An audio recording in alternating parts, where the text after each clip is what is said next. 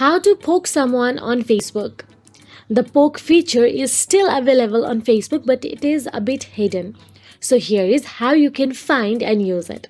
First of all, open Facebook app on your mobile device and log into your account.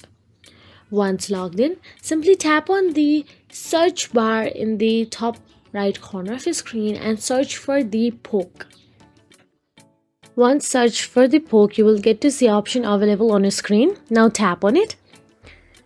Once you tap on it, you will get to see a list of people you can poke, or you can simply search for one through the search address bar. But you can see there is none available on mine because this is my anonymous account and I have no friends available on my Facebook. But if you have any, then you will get to see here. So that is it. If you found this video helpful, please like, share and subscribe our channel. And thank you so much for watching.